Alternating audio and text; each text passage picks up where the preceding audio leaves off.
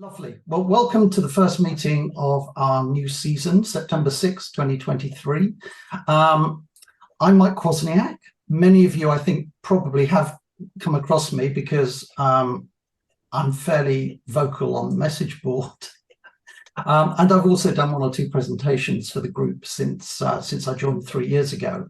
It's my pleasure to be your host for the next however many meetings. And before I pass the baton to Sheeta, I just want to say it is the hottest day on record in Suffolk in the UK where I live today. So if I suddenly self-combust during this meeting, I can only apologise. Sheeta is with us as usual as moderator. And Sheeta, would you like to say a few words before we move on? I want to just thank everyone for joining us. I hope you had a wonderful summer. We have quite a list of meetings planned for you. I hope you've been able to go onto the new website and see what we have planned. And again, thank you for joining us. And it's great to be back and see you all here. All right, all yours. Fantastic. Eckhart, of course, is with us, and I think with plenty to talk about today, because, of course, behind the scenes, the board has been very busy over the past couple of months. So I'm just going to stop my share. And if I can find him, spotlight Eckhart.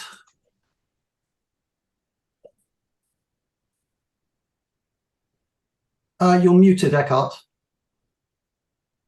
Hello, good.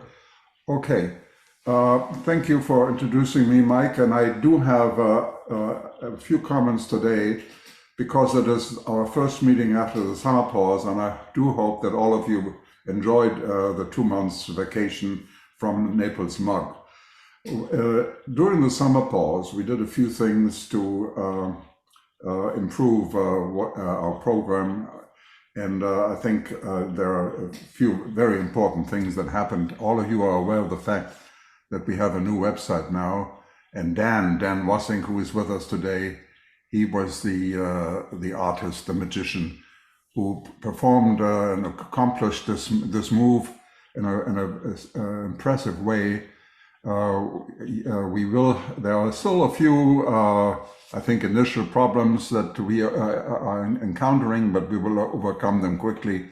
But overall, I think this new website will help all of us. It will further automate the process of membership administration. It will improve the way we sign up for meetings. It will improve the way we sign up for classes. It will improve also the way we pay for our membership.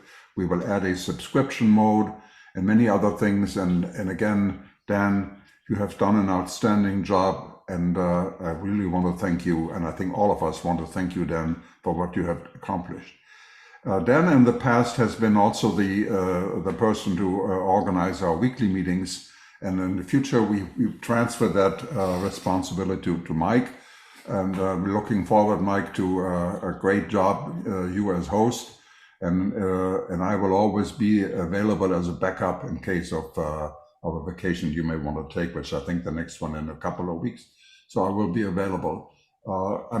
Members, I'm really looking forward to an exciting new season beginning today. We have, absolutely great speakers, Christian with us today, and so forth. So I don't want to say much more, but it's just to thank you that you are loyal to us. We work very hard to improve further on the quality of our meetings, and I'm looking forward today to a first example of what we try to deliver to our members. So thank you, Mike, for giving me the opportunity to welcome our members for the new season and carry on as host. Thank you. Thanks, Eckhart. Let's remove your spotlight and share my screen once again.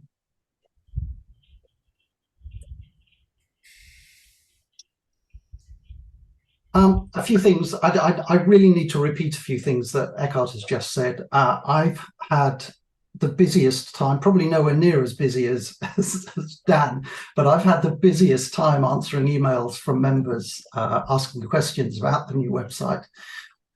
If you haven't seen it, it's fabulous. Dan's concept was to pull absolutely everything together that Naples MUG does. So whatever your question, whatever you need to know about Naples MUG, whether it be an old meeting, a new meeting, a past class, absolutely all of that information will eventually be available on the new website. One of the very clever things about the website, a bit of an innovation for me because I'd not been aware of this before, but that is that people who visit the site from outside see a somewhat different site to those of us who have logged in. And the page that you're seeing, for example, at the moment is the home page that non-members will see. And the whole design and structure then is about obviously attracting them to become members. And they can access things like previous meetings, which you can see here. But we absolutely urge you, please to take the opportunity to sign into the site so that you can take full advantage of everything that's on offer. And one of the issues that we've met a few times over the past couple of days is people trying to sign in for the very first time. And just to outline that, if you haven't already done it, all you need to do is to go into the site, just click on the sign in button, which you'll find up in the top right-hand corner of the screen when you visit the site. Pop your registered email address into the email address box here, but don't then type a password. What you need to do is establish a new personal password, which of course you do by clicking on Forgot Password. And when you click on Forget Password, you can create a new password, your own personal password, and then you'll be able to get in and out of the site whenever you wish. Once you're in the site, you'll be able to find things like the new message board. I'm not going to spend time talking about stuff like that now, but I hope that we'll have some time to at some point in the future. One announcement before I hand you over to Christian, and that is just a quick word about next week's meeting. We are so lucky and so delighted to have Carrie Kursky visiting us again. Carrie is in huge demand, I think, across the planet for talking about security and cyber culture. And we're delighted to be welcoming her back to Naples, and she will be with us at next Wednesday's meeting. Sheeta, correct me if I'm wrong, but I think from memory that Carrie will not allow us to record her meetings. So if you're interested in attending the meeting, please make sure that you attend live next Wednesday morning, because you may not get another chance with this particular. That is correct. Carrie is very well known in the cyber industry field. Hence, she will not allow her presentation to be recorded. So if you want to come to get the valuable information that Carrie will give to us, you must attend in person. Fantastic. Okay. Thank you. Thank you. And that just remains for me to hand you over to Christian. Christian, I'm so excited that you are opening this new season. Most of you know Christian because he's spoken to us many times in the past. I have living proof. I have my notepad. I have my pencil because you always manage to teach me stuff. And I'm particularly, of course, fascinated in photography. So with that, I will stop my share and hand the meeting over to you. Thank you. Okay. All right, good. I'm just doing one quick thing. Yes, I'm ready. All right, so stand by here. Let me just do one quick thing. I just thought of one more slide that might be better. Okay, so first of all, how nice to be back, given the Wednesday morning NMUG class. So today what we're going to do is we're going to talk about taking pictures with your iPhone, and we all probably know how to do that, but we're going to learn how to do it better today. Before I start, I really ought to say thank you again to all of you for showing up, and to Sheeta for doing what she does, and Eckert and Mike. It's you guys make it very easy for me. So anyway, grateful to you. Okay, so let's just get rolling here. What I'm going to do, I'm going to share my screen. I'm going to do what we always do. I'm going to do a little bit of slides, and then I'm going to do it live, which gives me a chance to have some terrible mistakes, and then you can see how I get out of them. Okay, so let's. And questions and answers. If we're going to have questions, we probably are. Put them in the chat. Send them into the chat, and Sheeta will stop me. I actually have 3 or 4 good stops in the talk, and we can when I get to one of them, we'll take the questions then. Okay. So try to keep the questions about what we've talked about so far. Because if you have a question about something that we haven't talked about yet, maybe I'm going to talk about it later. So let's just let's do it like that. Okay, so here I go. I'm sharing a screen, I think. You are. Right? Yes, you are. Okay, yes, good. you are. Okay, so how to take better pictures with your iPhone. Okay, well, let's talk about what we're talking about. All right, first thing is, actually, it's easier to talk about what we're not talking about. We're not talking about editing your pictures. Okay, editing is a great topic, and maybe I'll do that someday for you. So maybe someone else will do it, but that's a totally different thing. What I want to do is start out with a good picture. Let's take good pictures to begin with that don't need a lot of editing. All right, so we're going to be using iPhone 14 Pro and the native camera app. So nothing extra here. You don't have to buy any different app. There are other apps for taking pictures on the phone. They all seem to have names like Camera Pro. There must be 20 of those, but you don't need another camera app. You just need to know how to use this one better. So that's what we'll do today. So we're gonna break this into parts. There's gonna be kind of the artsy part, and I'm almost afraid to have Mike here to watch because he's probably gonna cringe at my sort of junior level artsy framing and composing. But the stuff I show you is going to help you make better pictures to begin with, even if you don't have a huge artsy background like I don't. But it helps me, it'll help you too. Then we're going to talk about the different ways that you can take a picture. You probably think you know how to take a picture. You get the camera app open and you tap the little shutter button, but it turns out there are a whole lot of other ways to do it, and sometimes one of those other ways is the better way to do it. We're going to talk about the camera controls. These are the controls that you see when you're taking a picture, when you've got the camera app up. There's all kinds of controls. There's controls for exposure. There's controls for focus. There are controls for a timer. But then there are a whole bunch of other things which are called settings, and the settings are not in the camera app. These are settings that are in the settings app. So you have to go 2 places to get this all figured out. We're going to go to both those places. And in the end, if I believe we'll have time, we'll talk about some extra things that will help you do even better iPhone photography. All right, so let's start with the very, very basics. So when you're using your iPhone, it turns out across the bottom there are a whole bunch of modes, and a whole bunch of them are video. And we're going to skip all of those. We're not going to talk about video at all. Mainly, we're going to talk about photo, the photo mode. When it says photo down there in the yellow letters, that means we're in the photo mode. There is portrait mode. Portrait mode is a good mode. It lets you blur the background basically and do a sort of artificially enhance the lighting, and it's great. And if we have time, we'll look at that. We'll see how that goes.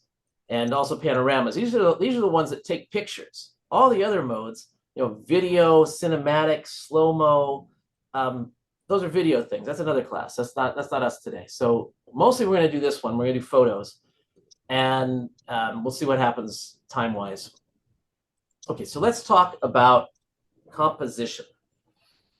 So when you take a picture, it's tempting to just point and click, and it works. But we can do better than that. We can sort of arrange the things in our picture by moving around and aiming our iPhone up and down. And first thing we're going to learn about here is the so-called rule of thirds. So the idea is that if you take a picture of something and your subject's right in the middle, it's fine. But if it's off to the side a little bit, maybe down a little bit or up a little bit, it seems more interesting, and it's just a psychological thing, but it seems to work. And so we're going to see about that. So where you want to put your subject, if you can, is in one of these intersections. Now you can't really see those lines. I just drew these lines in red on top, but there were grid lines there that can show you where you might want to position your subject. So let me show you how we get to that. The lines are very faint. I don't think you would see them in the presentation, but we're gonna go and find them in the settings app now. And so I think what I'm going to do now is I'm going to I'll show you here in the settings that there's something called grid, but let's just do it for real. Here's my iPhone, and it's not on yet, but we're going to get it on. Let's see. Come on, iPhone. It's nice if this works. There it is. Okay, so here's my iPhone. I'm going to go to the settings app. And one of the weird things about the settings for the camera is you might think they'd be sort of near the top. Here's some old friends we know. We know General. We go there all the time. Display and brightness. That's nice. But where is the camera? You see all this other stuff. Camera. Finally, here's the camera.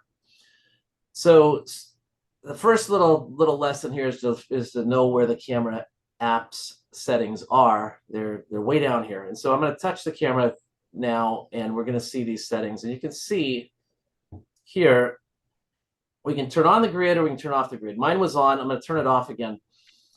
So I'm going to show you with it off. Let me just go to the camera app now. And so if you look at my screen here, you don't see any grid. You see a sort of a dirty keyboard. But I'm going to go back to the settings. I'm going to turn on the grid, and maybe, just maybe, you see these very faint lines. If I point to something that's evenly colored, like my blotter, you can see the grid. Okay, so that's what we do. And you might be wondering, is that going to show when we take the picture? No, the grid disappears. So it's just for you, and it helps. And I just leave mine on all the time. Okay, so here's an example of how the rule of thirds makes a picture better. It's a picture I took totally by surprise. These horses start walking across the beach in Oregon. I wasn't really ready for this. It was foggy, kind of moody. It was nice, and that picture's okay. But this picture's better. And if you sort of visualize here, well, there's my grid. I kind of drew the grid over this so you could see. It's just somehow it seems more interesting that this when you got the horizon dead in the center, like I do almost in the first picture. It's okay. It's okay. It's not a bad picture. And in fact, I probably would have rescued that by editing it and cropping out some of the sand. But in this way, I think I've got a better picture. So it's up to you, but it's widely accepted that this is a good thing to try. So that's what I did there. Okay, so let's talk about framing a picture. Again, it's tempting just to point and click, and it works, right? It works. We take a million pictures, and they're all fine, and we're glad we've got them. But sometimes you can find a way to artistically draw people to the part of the picture that you want to see. And one way would be like this. Here's back in Oregon again, and I just like the look down the coast there. I'm looking south, and this tree here, these trees here kind of made a nice little window into the picture. And it's still not a great picture, but the framing is dynamite. So you can imagine if you sort of make those branches go away, it's not nearly as interesting. It's just it's just sort of there. But with the branches, it's almost pretty good. So let's talk about something else. Let's talk about the aspect ratio. Our pictures, generally speaking, are shaped a lot like the slides that I'm showing you here. They are 4 by 3. Okay, so they're 4 across this way and they're 3 down this way. Or if you turn it the other way, it's 3 across and 4 down. This is a lot like old television sets, which are almost square, right? But we know movie screens are wide, so we have this idea of wider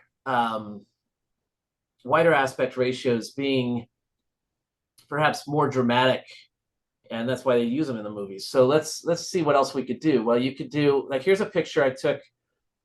There's a sunrise out my window, and it's 4:3, and you can see a little attempt here to get some framing from the tree that's crashing into my window. But so that's not a bad picture. It was interesting to see a sunrise like that, but this was more interesting. This is 16:9. It's just, you know, it seems more movie like. This is why they make TVs that are big and wide like this, because the content these days is like that, and it's just somehow it seems more dramatic. So we need to know how to do that. And so our first little thing here, we're going to take a quick trip into the camera app, and we're going to learn how we change that. So let me throw my beautiful backdrop on here. So I want to show you how we go about changing that aspect ratio.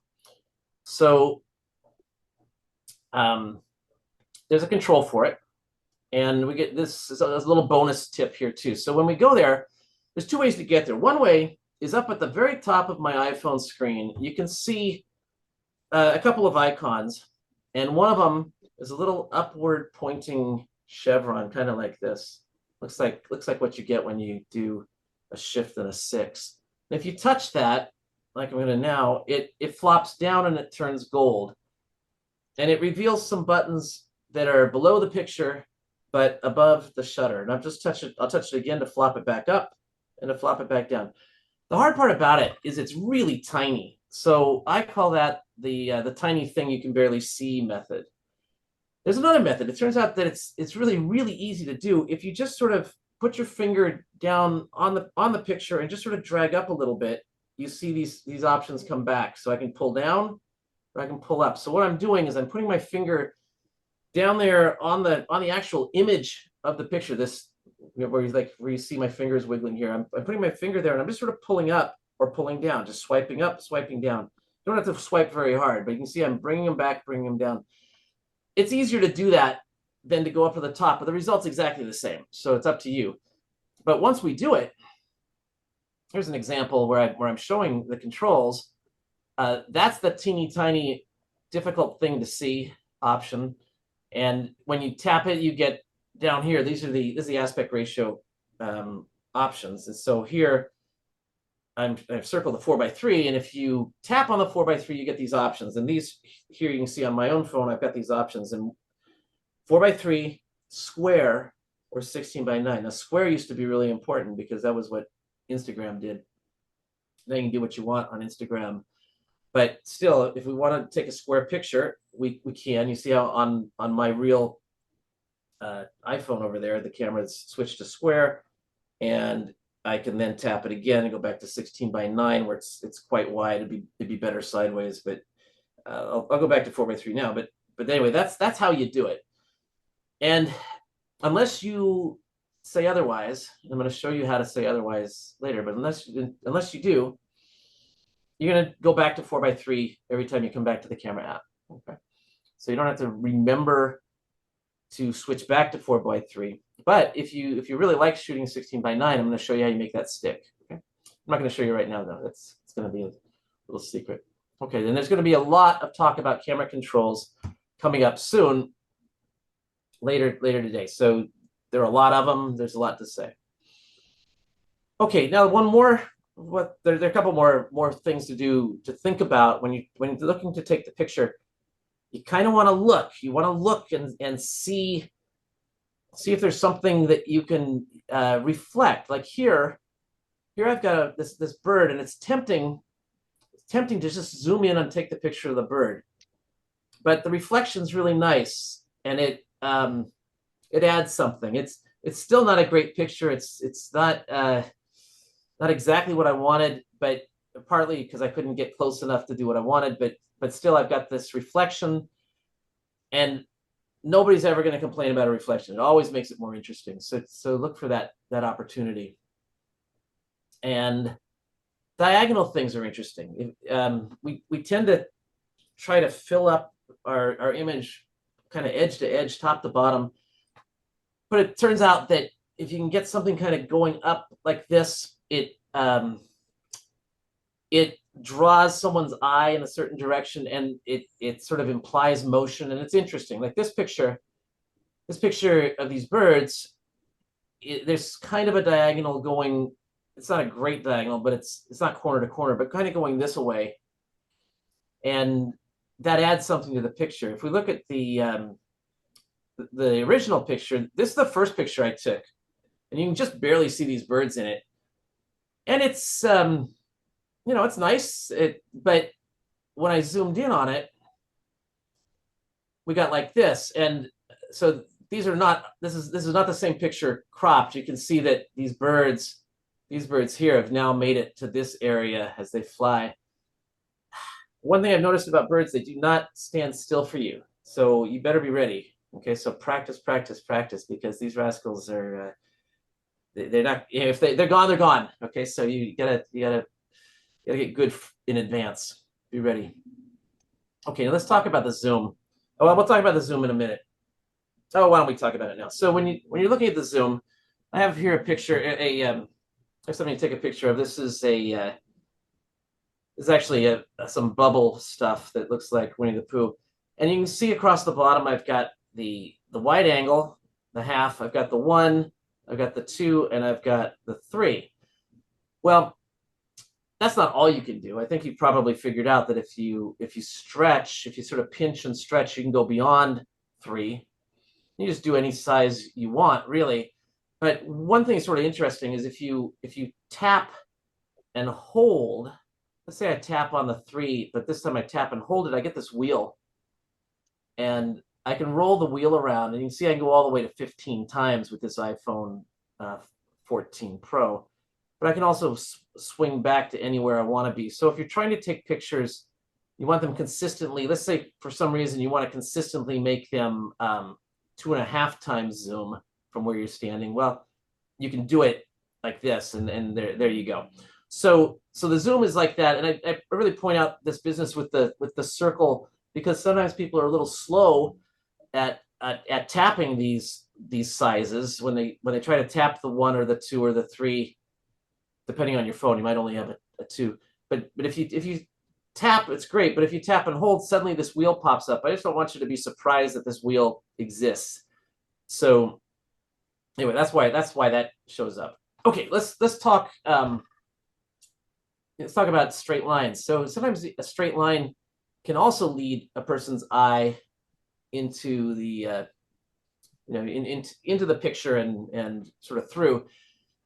And that's always pretty handy. If you've got a straight line, things can be really nice. Whether it's straight going diagonally or straight going some other way, it somehow gives a person sort of a framework of how to view the picture. Now, this picture still could have been better. The sky was not pretty. It'd be nice if there was a train right about here. There wasn't. I guess I could have waited. But anyway, I thought the tracks, without the tracks, it's an okay picture, but with the tracks it's way better. So you look for these things. Here's one more where we've got a rule of thirds, where you can see this cactus is pretty much rule of thirds. It's not right in the middle, and because of the way it's set up, it looks almost like we've got a diagonal going through here into the background. So combining technologies. This is Arizona. Okay, so it's a good time for us to stop and take some questions on that section of our course, the composition section. Do we have any questions?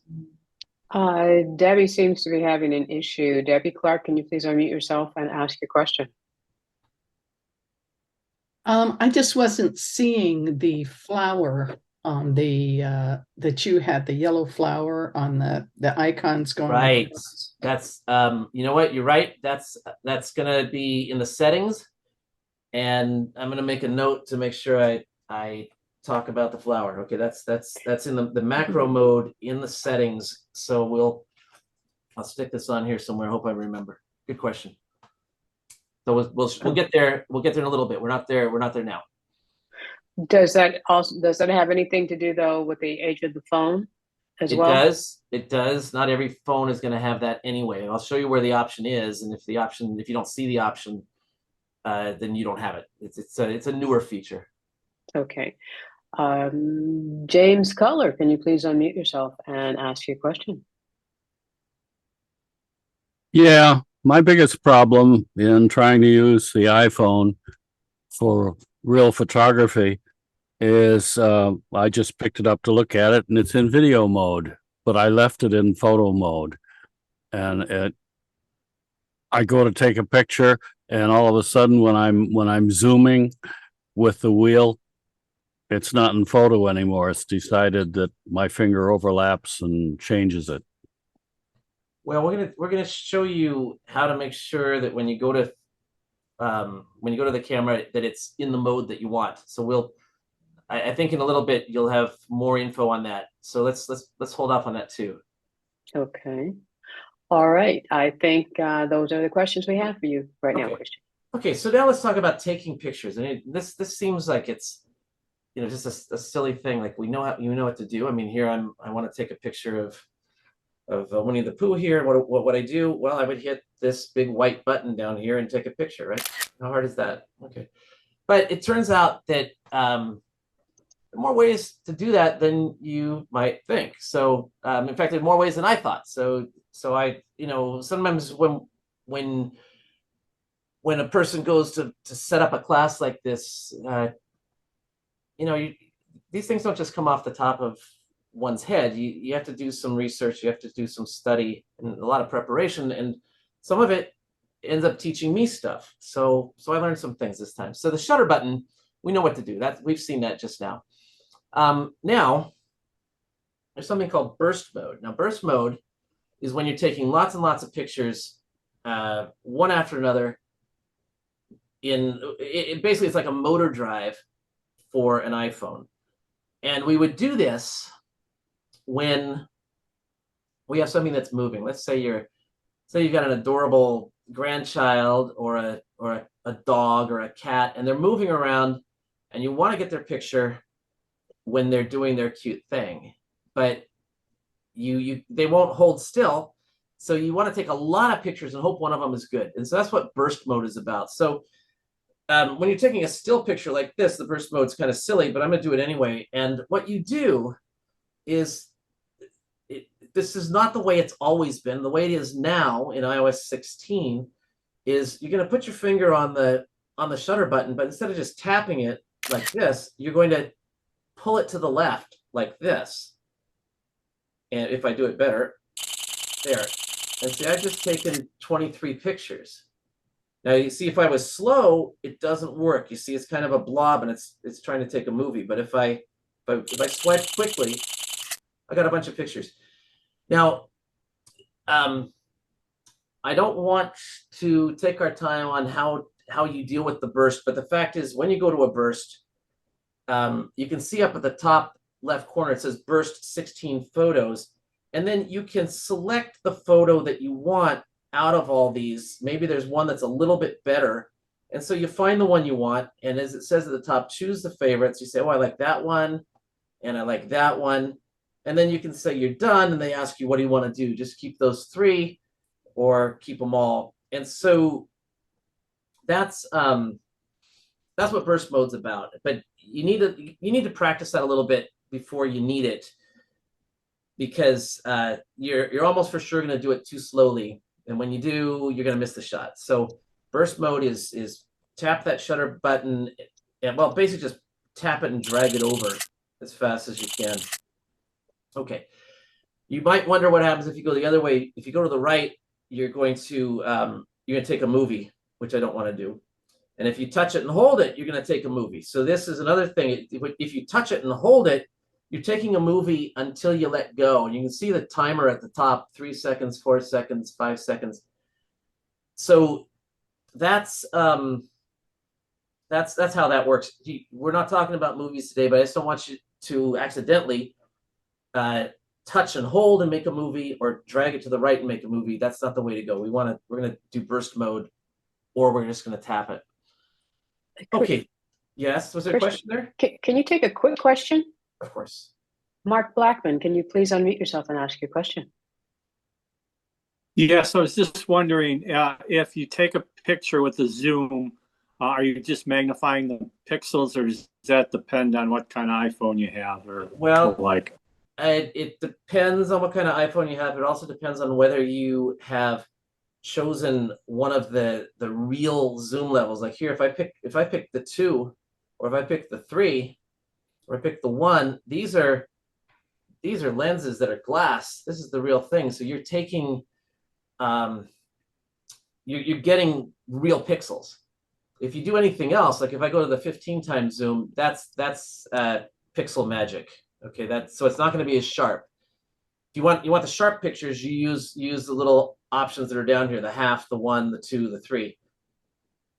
Okay, so that's a good question. You're way better off taking the picture with one of these sort of fixed options, because they are the glass, or the lenses. If you go just slightly off of them, like 2.9 wouldn't be as good, 3.1 wouldn't be as good. Try to just use the 3 if you can. Okay, now let's talk about other ways to take pictures. So here I'm holding up my iPhone, and at the top, of course, we have the volume buttons, the volume down and the volume up, and you can take a picture by clicking one of those. So I'm gonna take a picture now. You'll hear it. There, click. Not a great picture. I don't know what I wasn't even watching, but you can use either button. I think it just makes more sense to use the one that's to the right if you're going to hold it like this. This is a really neat way to take a picture, because when you do, it feels like you're holding a camera. And if your first camera was, if you had your camera before the iPhone was invented in 2007, you're used to holding things like this. And so it's a very gentle way to take a picture. It's like a squeeze, and you don't jar the camera like you do when you tap that white shutter button. You're holding it with one hand, and then you're sort of stabbing at it like this, and it's you're gonna bump it. Okay, no matter how careful you are, you're gonna bump it. This way, when you're holding it like this, you can kind of squeeze it, and it just feels more like you're using a real camera. So I think you'll like that. You can use a timer. Okay, so if you set a timer to take the picture, if you've got that luxury, if you're taking a picture of something like Winnie the Pooh here, well, if I set the timer, then the iPhone will take the picture when it's ready, and I won't have to stab at anything. I won't have to squeeze anything. I won't have to click anything. I just let the timer run. So what I'm going to do is I'm going to swipe up here to reveal these things across the bottom. And over here to the right, the one on the far right, it's a little clock there. I'll tap that. I'm going to say, let's have a 3-second timer. So now, when I take my picture, sorry, Winnie the Pooh. All right. When I take my picture here, I'm going to take my picture, and I've got the timer with 3 seconds. So I'm going to tap the white shutter button, but you see 3, 2, 1, and you get a burst out of it. So that's nice, because now I've got more chances to get a good picture out of that. So that's how you do it with the timer. The timer, of course, you're not moving at all when the shutter goes off. So that's that can be really good. A lot of times people have never used the timer, but you can see how that could be, if you've got the luxury of time. Set up the timer, hold it steady, click the shutter, and then hold it extra steady, and then bang, there's your picture. No jarring. You can use your Apple Watch. All right, well, this is interesting. So here, what I'm going to do is I'm going to take this iPhone of mine, and I'm going to see if I can take a picture with my Apple Watch. Okay, so here's my watch. I'm going to put it on. It turns out that on your Apple Watch, if you look, you'll see that there's in your list of apps, one of the apps is called Camera Remote. And so I'm going to go find my camera remote here, and here it is. So the camera remote, a little hard to see, but here it is on my wrist. I can take a picture, and I'm gonna take it now. So here we go, 3, 2, 1. It's counting down 3, 2, 1. Another burst mode, and that was done with this. So if you can imagine a situation where you would want to you'd want to do this where maybe you have a group picture. You put the phone sideways on the bookcase, and everyone backs up, and you've got your watch, and you take your picture like that. It's really quite amazing when you look at it. You can see the camera can use the front camera or the back camera. You can actually control that from here, and you can see in the viewfinder. You actually can see the you can see what the camera sees with your watch. So if you have an Apple Watch, this is definitely something to play with, and you'll have a lot of fun with it. And of course, again, the phone doesn't get bumped when you take the picture, so it's not going to be out of focus. And oh my gosh, what else can we do? We can use Siri. Now you can only do Siri if you've done a little bit of setup. So we're going to do that now. There's something called shortcuts that Apple includes. Here's shortcuts. And in shortcuts, I've added this thing called Say Cheese, but I'm gonna remove it, and we'll add it again together. So here in the Siri shortcuts, across the bottom there are 3 buttons. The one we want is called Gallery, and in Gallery you get shortcuts that Apple has provided for you, and what we have to do is search for it. You have to know that it's called Say Cheese. So I'm gonna find it here. Here it is. And they say, take a photo by asking Siri. So I'm going to hit that plus there. I'm going to add it. So now it's an option for me. So if I look at my shortcuts now, I have one called Say Cheese. And if we looked at what it does, I'll just touch those 3 dots at the top. It takes a photo with the back camera, and it saves it to photos. All right, that sounds like fun. Let's do that. So so what I'm going to do is, imagine this is on a tripod somewhere, and I could say, here we go. This is where things can go wrong. Hey Siri, say cheese. It took a picture. It took a picture of the screen there. You can see it. There it is. And they want to know, can they put these things into your photos? I'm going to say always allow. Now, I thought that was interesting. That was great. But because I saw how they did it, taking a photo with the back camera, I thought it would be fun for me to make one that took a selfie with the front camera. And so I built this one that says selfie time. And this takes a picture with the front camera. Okay, because I can tap this, I could change it front or back, but I'm going to make it front. So now, let's say this is out here like this. I can just say, hey Siri, selfie time. Okay, and the picture's been taken. And if we were to go to look, let's just go look. We look at our pictures. Here's the selfie time picture, and here's the one I took with Say Cheese. So kind of fun that you can do this. You would think that would be built in already, that you would just be able to say it, but you have to bring in a shortcut that does it.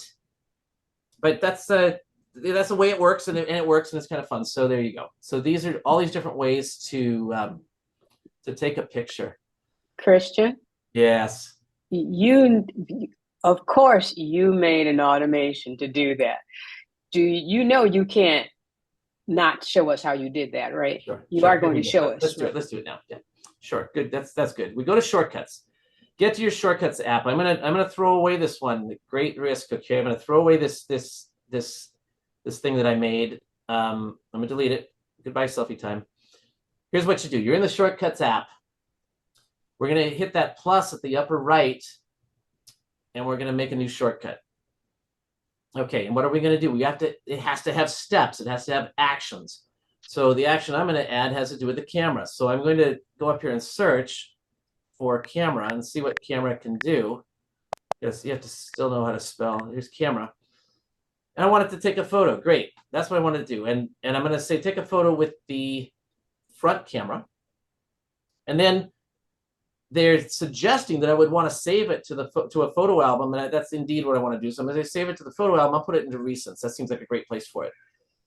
And now I'm done. Now, when I say done, you see it's got a bad name, save to photo album. I'm going to tap the three little dots, and I'm going to tap up at the top where it says save to photo album. I'm going to rename this, and I think I called this selfie time before. So let's just clear that out and make it selfie time. The reason I didn't make it say take a selfie is because I know someone named Sophie, and when I originally called it take a selfie, it kept trying to call her, and that's not what I was trying to do at all. So I gave it a different name because that's the name you're going to give it. That's the name you're going to say. So now, at any time, even though I'm not actually in the camera mode, I'm not in the camera app, I'm not in shortcuts, I can simply say, hey Siri, selfie time. Oh, mistake. I forgot, made a mistake. Let me show you the mistake. Let's go back to shortcuts. The mistake is that I told it to show me a camera preview. I don't need to see the preview. I look the same, hopefully, every time. So we'll just do this again. Check with me in 5 years. We'll see if it changed. All right. Hey Siri, selfie time. You can do it. Hey Siri, selfie time.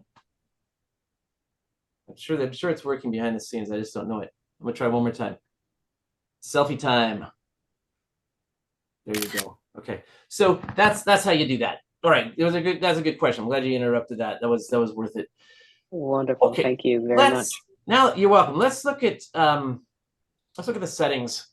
We got to go to the settings for a minute because we need to talk about the burst mode again. So back to settings and back to the camera.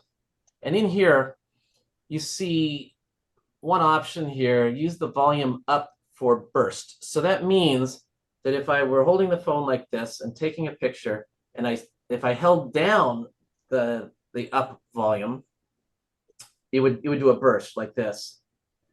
I don't know if you can hear. I'm not in the camera mode, but if I'm taking a camera, here we go. Okay, so that's a burst. Or if I just squeeze it, I get one. So this gives you that option. So if you are accidentally taking burst mode pictures when you don't want to, you probably have this switch turned on and you're probably holding your finger down too long. Okay, so I think it's handy to have this as an option, so I leave that on. So now let's do, well, we've done some demos of these things. What I want to do now is just remind you that, of course, one of the best ways to take a good picture is to make sure it's in focus and also make sure that the exposure is right. The iPhone does a really good job of this. It's automatic focus, automatic exposure, but there are times where you really need to change both things. So I'm gonna show you now. So when you have your item to take a picture of like this, let's say I've got a couple things in this exciting composition. Let me back up one slide. Let's see. Okay, so here let's say I want to take a picture of, let's say I want this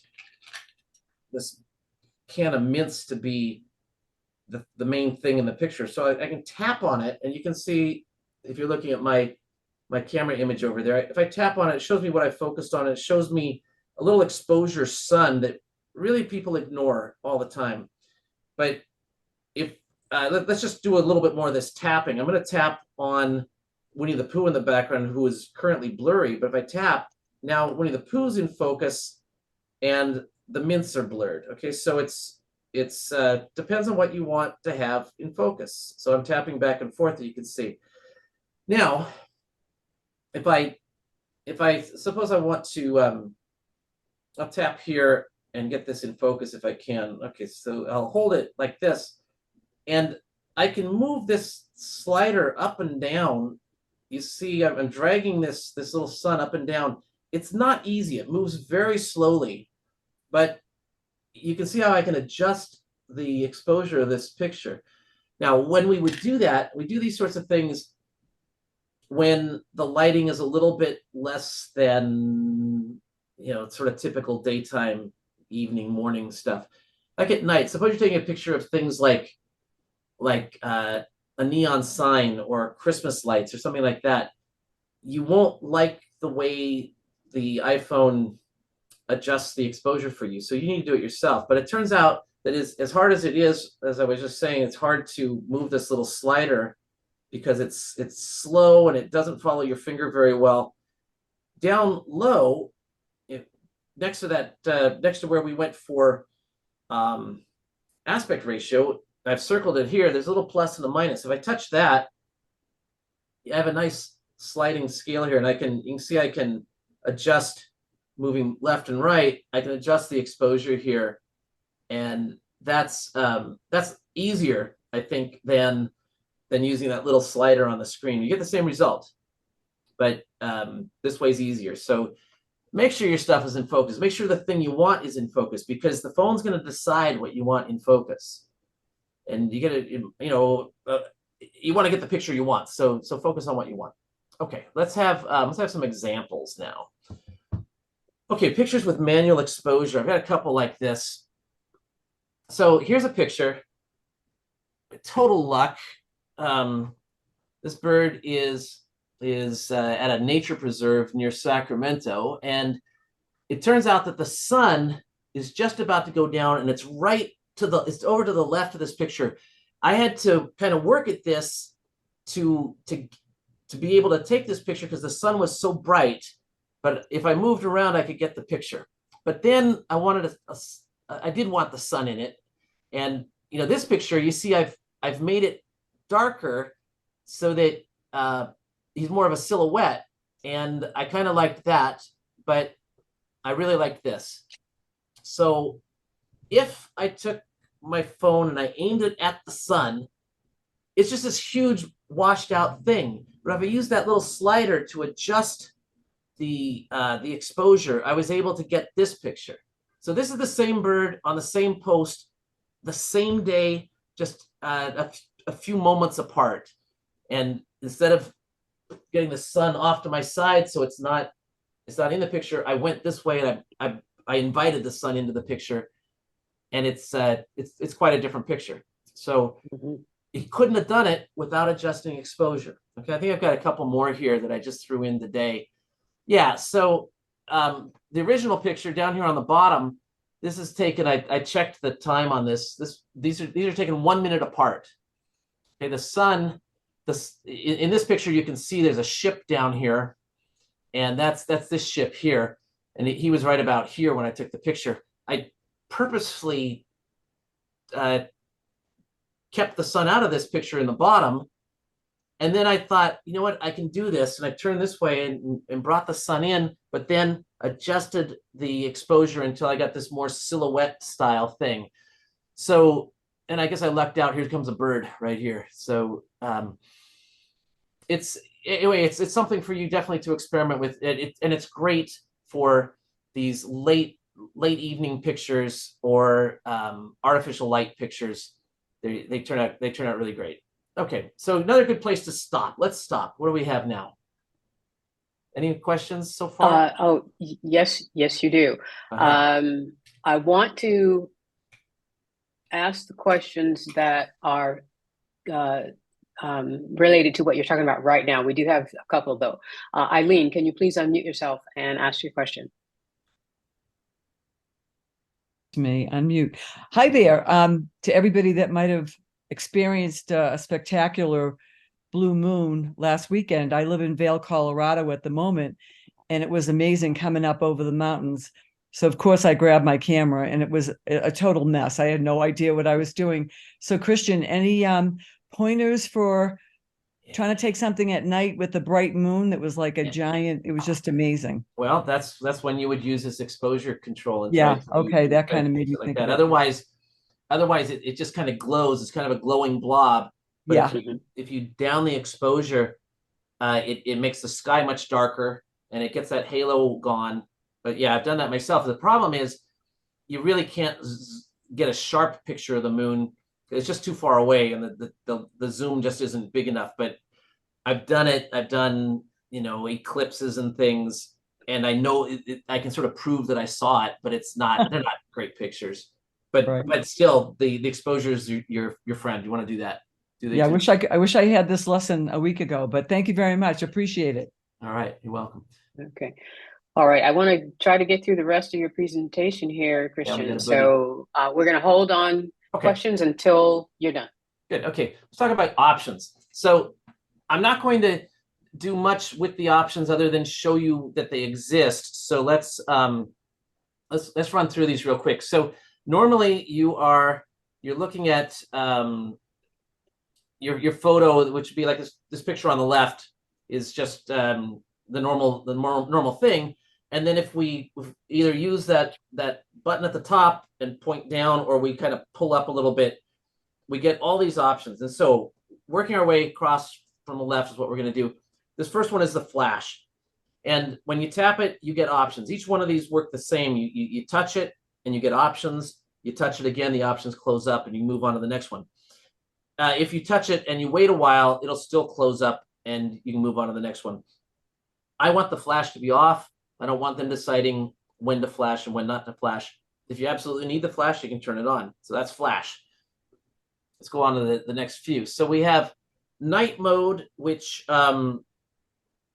is, as it turns out, not showing here on my phone today because it's not night, but it showed there last night. And so in night mode, you can basically take a picture in the dark and you can still be able to see things without a flash. So you have a control left and right. How much are we going to have? Here's my least favorite friend here. This is we have live, the live photo. This is the one that makes your photos seem to squirm. And Apple seems to think this is a great idea. I'm always annoyed by it. I want a picture that's just flat and doesn't move. But if you've got live off, like I do, then when you take a picture, it's a picture. If you take it with live photo on, then you get like a 3-second movie, and your picture's in there somewhere. I don't like it. Okay, our next one. I'm gonna show you how we never do it. Next one, we have photographic styles, which I think is also a mistake. So I'm gonna skip that and do more important things. We're gonna go. Let's move on to the next one, which is aspect ratio, which we've been through before, and we've also been to the exposure before. So we've seen both of these. We've seen the aspect ratio, and we've seen the exposure. So we'll blaze through that. Then we have our timer. We know about the timer, and I know there was a question in the about how is it that when the timer's on, you get a burst mode too. As far as I know, that's standard operation. That's what it does. It takes the burst. It's not going to take just one still picture, and that's kind of nice because you're away from the camera, and you might blink at the wrong moment. So so this way you are going to get a burst. So there's your timer, and then last but not least, if we go past, well, it's not quite last, but almost last. We have filters, which again are not my bag. You can see on my iPhone screen as I swipe through these, there's there's cool, there's warm, and there's sort of a fake black and white silver tone. That's all fine. I think I prefer just to take the picture the way it really is. If for some reason you're taking pictures for a certain project and you want them to all have kind of a brighter look, you can do vivid, or you could do something else like this, and your pictures will all have that same look, and you won't have to process them afterward. So it could have its place. It's just not a place for me. Okay, let's Christian, look at, yes. I'm gonna send you a video that I've done, and you're going to love live photos after you see it. Okay. Right, go ahead. Right. Go ahead. Okay, well, let's look at settings. Let's look at settings. So we're going to go through the settings, lickety split. We have time to do them. We won't have to rush. But in the settings, there are a couple things that I want you to pay attention to a lot. One of them is One of them is formats. And in here, I think did I miss something here? Yes. So what I wanted to do, I want to point out formats here and preserve settings down here. So format wise, if you turn on this one that I've turned on here on the right, this is Apple Pro RAW, you have the option to take a really sort of high-end picture that you would then be able to edit in a more professional photo editing program, like say Lightroom or perhaps Affinity Photo. There are others that can do it too. I'll show you where that option is. With Pro RAW turned on, like I showed you, I get one more setting down here that says RAW down at the bottom right, and right now it's off. I could turn it on, I can turn it off. I also, you'll notice up the very top of the screen, I have an option to turn it on and off too. That option is not going to be there unless you've set it up in the settings to show in the formats. You had to have the format on and Pro RAW turned on. By default, it's off like this. If it's off, then you don't see the option, and the last option is the filters. All right. Let's see, more settings. Camera. Okay, so this is the screen in the middle and the screen on the right are all the settings. If you go into the settings like we've done, you get all of these, and if I push this up, you get the screen that's on the right. And the question about the flower, good, I remembered something, is in this one that says macro control. If you don't have this on, then the flower disappears. This is for taking pictures up close. What the iPhone tries to do is switch lenses on you to take a better up close macro picture. If you don't have this turned on like that, then it's just using the regular one-time zoom, and as you get closer to things, that's what it does. But if you have this turned on, it's using the ultra-wide zoom to get a better picture. And that little flower is there to show you that what you're doing is going to invoke that macro feature. Originally, this was not an option to turn on and off. I think might have been iPhone, I don't know, iOS 15 or maybe 16. People would notice that the focus was jumping back and forth because it was switching from different lenses. And it was disturbing to some people. And they wanted their money back, but of course they got iOS for free, so that didn't work. But Apple then added this control, so you have the option to not use it. But basically, I think you want this macro control on. If you have the option to have it, you should have it. Okay. Oh, here's the formats we've talked about already. We're ahead of things a little bit. Let's look at the high efficiency versus most compatible. So Apple's invented a format called HEIF for images. It's better than a JPEG, better quality, and you want to use it if you can. And when you mail out pictures, people will get them as JPEGs anyway. But if you want to stay sort of within your own Apple ecosystem with your iPhone and your Mac with the Photos app, stick with the high efficiency. You're just lowering your quality right off the bat if you're taking pictures and saving them as JPEGs. You've lost the original picture. You've got a less good picture already. And that takes care of that part. And if you do the Pro RAW, how big are these pictures? Well, this is a picture in Pro RAW. It's 22 megs. If you do it in the regular format, the high efficiency format, it's only 1.2 megs. So I don't have any reason to shoot Pro RAW because I'm not taking pictures that are that I'm going to go sort of develop in Lightroom. But if Lightroom's where you work, then you want to shoot in Pro RAW. Okay, let's see what else we have here. Oh, preserving camera settings. This is an important one, and that is right here. You can see I'm going there now, and there's there's a lot of things we can do. Like, for example, we had a question about coming back to the camera app, and it's set to video. Well, it's automatically, if you just take it from the top here, right up here, if you don't turn this on, the one that says camera mode, you're always going to come back to photo. Always. If you switch that on and along the way you go to do a video, when you come back, it's going to be video again. So you have all of these options here to have them turned on or not. And the one that I've turned on here is I've told Live Photo to remember what I like. I like it off. I mean, I may get educated by Sheeta with her movie, but I've turned it off, and I got annoyed that it keeps going back on, right? And now I know why. It's Apple's default is to reset it to on. Well, okay, I turned it off, and now it stays off. So if that's what you want, then you've got it. So preserving settings is really neat. Now I've done here, like where it says creative controls, there are times when I want to shoot a lot of pictures in 16:9 because I've got a great landscape in front of me, and that's what I want to shoot.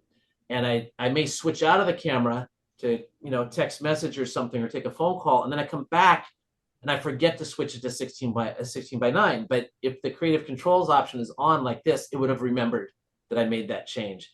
So that's there's no real recommendation there other than to know that it exists, so that you do what works for you. Okay, let's talk about optional extras. All right, so one of the optional extras is tripods. There are all kinds of tripods that will hold your camera still. This tripod has a remote control. Of course, you can do it with your watch as well, but it comes with its own little remote. That's fun. Here's another one that folds up like a credit card, and then it unfolds, and it'll grab your camera, and you can aim it at any angle. And here's one called the Gorilla Pod. I actually have something like that. This one is a fake Gorilla Pod, but it's orangutan pod or something. But it's you slide your camera in here, and it'll hold it still, and you can adjust how this sits and wrap this around a branch or something. So tripod's not a bad idea. And there are other camera apps. The one that's kind of famous is called Halide, and that's it's not free, but it gives you more control. So if you're a real camera guy or a real camera girl, and you feel that you have a lack of control with the built-in camera app, and you want more control, this is one way to go. There are many other camera apps. This is the only one I have purchased and I can recommend, but I can't remember the last time I used it. I shoot with the Apple camera app because it's easy, and I know I don't have to learn anything new to use it. I already know. So that, I think, is it. Here's a picture on the way out. This one kind of doesn't quite have rule of thirds, but at least it doesn't have the horizon right in the middle. And I had to play with the exposure while taking the picture to get this. All right, that's all we have. Questions and answer time. You have questions. Alan, can you please beware of your mic, unmute yourself, and ask your question? Okay, am I a good distance away from my mic? Perfect. You sound okay, yes. Okay, Christian, almost everything that you've shown I can do in post-processing. So I'm wondering, I don't want you to go into all of that. When I do all of those things in post-processing, what am I giving up? Well, first of all, you're giving up time because you have to do the work. You have to fix the photos. And really the point of the talk today was to start with a better photo, so you had less fixing to do.